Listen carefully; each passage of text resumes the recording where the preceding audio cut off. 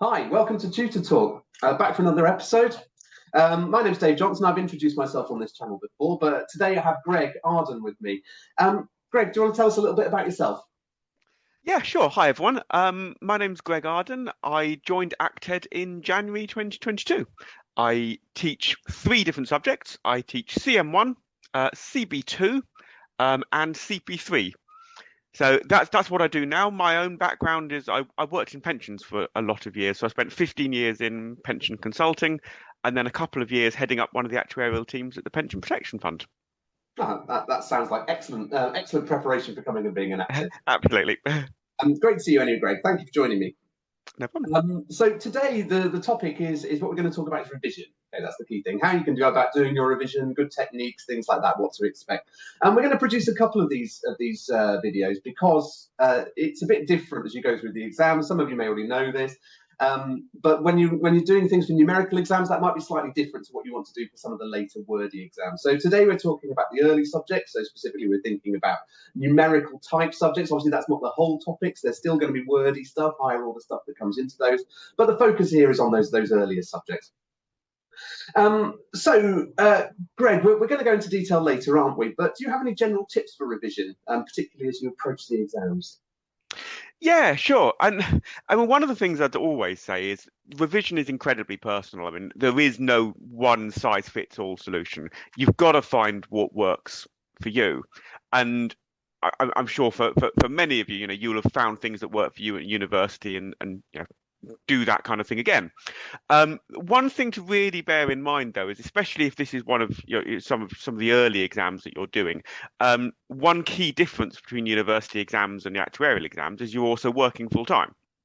So yes, you may well have a day a week for study or whatever, and maybe a little bit more in the exam lead up.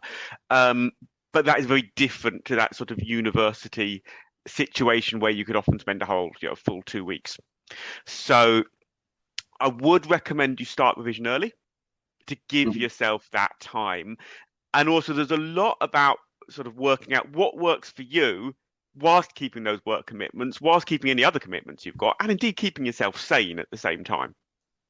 Yeah, absolutely. I mean, that's very interesting what you say about revision being very personal. I know I had my own particular way of revising. I won't go through my method of revising because we've chatted already, haven't we, Greg? And I think ours might Yeah. be similar.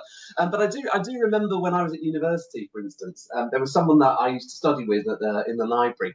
And her method of revising, or at least it appeared to me, and I might be doing her down here, I might be doing her an injustice, but it appeared to me that she would write down all her notes, smaller and smaller and smaller, onto fewer and fewer bits of paper until what she had was one sheet of paper left with tiny, tiny, tiny writing on it. I mean, that wouldn't be right. That's not my method of revision, but it does show that things are very different between different people. What was your approach to revision when you were studying? Yeah, I mean, I think it did change a little bit over the years, but I I try and break my day up as much as I could because even if you do have a full day for study, a study day, um, Mm. it's really hard to just focus on one thing for sort of 9, 10 hours. So Mm. something I'd do, for example, might be I'd recap some theory in the morning, do a few sort of light questions then, and then in the afternoon I'd do a past paper, say. Yes, So yeah, that yeah. kind of mix it up. Um, which allows you to sort of focus for a little bit longer.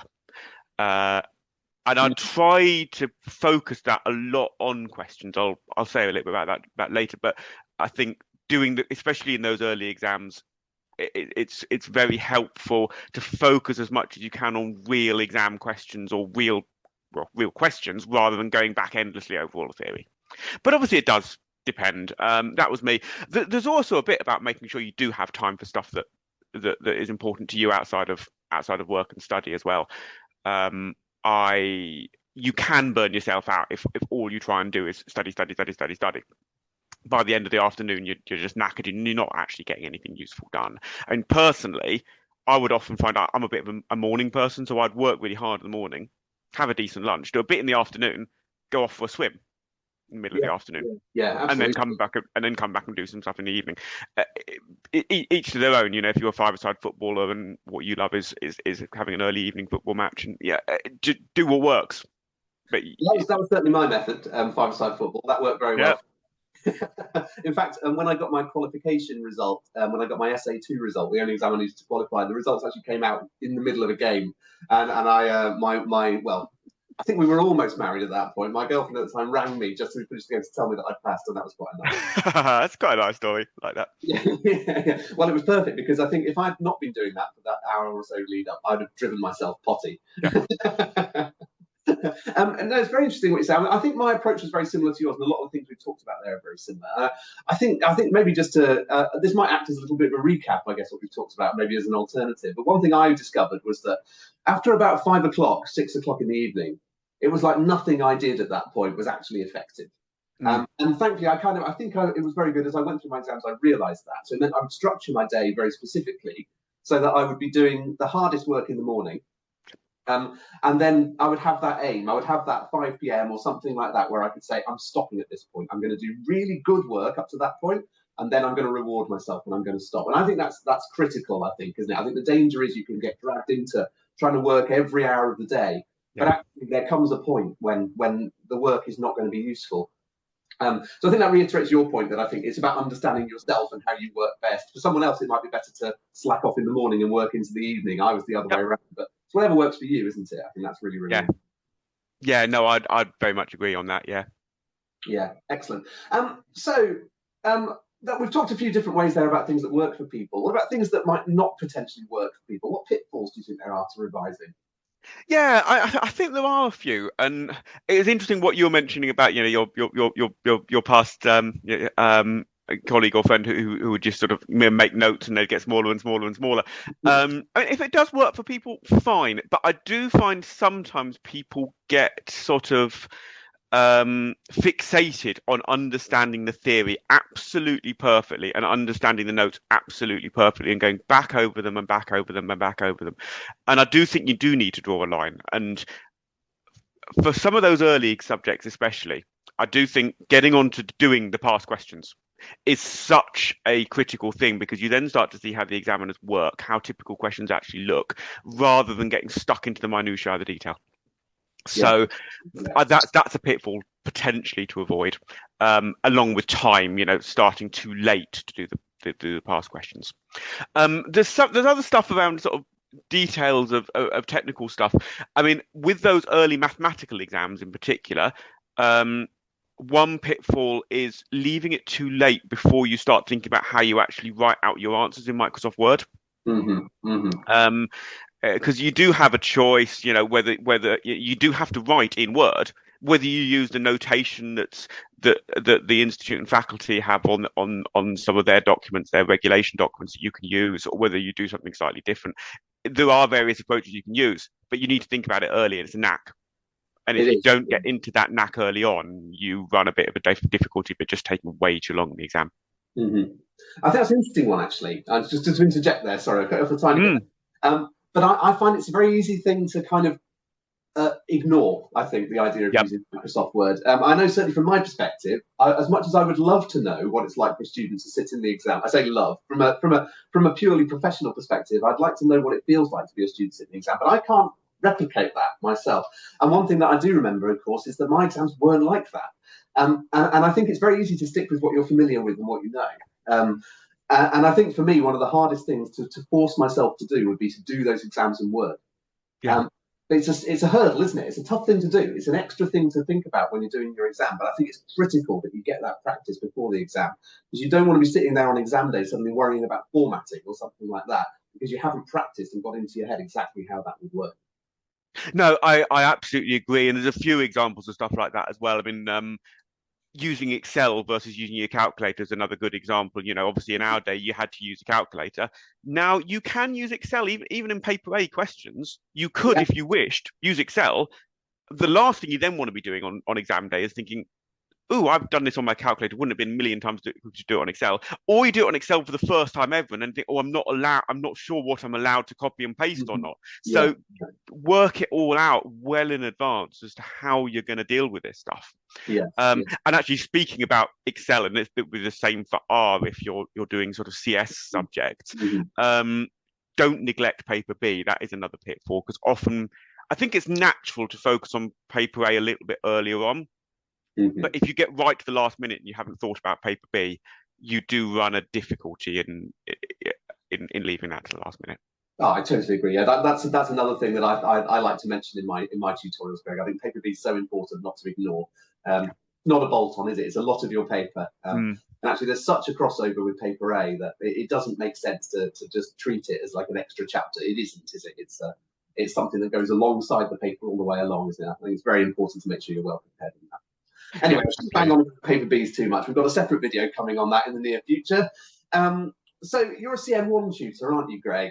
yeah. One has a bit of a reputation, doesn't it, for having a lot of bookwork and a lot of course notes. And there are a few in the early exams that have this particular feature. So what would you recommend people do where there is a huge amount of material to cover? Yeah, again, it is personal what you do, but there are techniques you can use. And indeed, flashcards is something that some students find incredibly useful, because, as you say, CM1 is a vast course, and it's not the only one that's a vast course. But if you do want to keep on going back through it, it will take a long time. So if you are someone that really wants to make sure you do understand that theory, flashcards are useful because they go through in a very kind of succinct way. So you can test yourself using those flashcards to make sure you do understand stuff. And if there's things you don't, then fine, go back to the notes at that point. But if you do, it's a quite nice way of working yourself quickly through your revision. And that's great. So that's one thing. Another is the revision notes.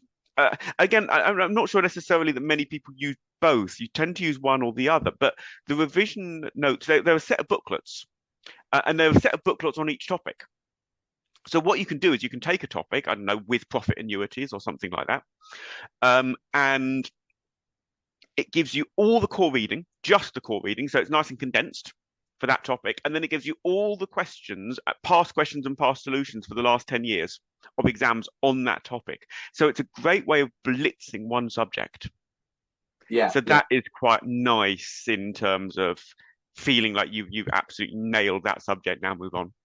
Yeah. I suppose just for the purpose of no ambiguity, I guess you mean kind of topic as opposed to subject there, don't you? Sorry, I do indeed. No, that's all right. I just thought we better be careful on our language here, just to be totally sure. So obviously, flashcards and revision notes, these are both available from the Active website. I'll put a link on that as well. Hopefully, I'll get around to adding some visuals there as well to make that look nice as well. You can see what those look like too.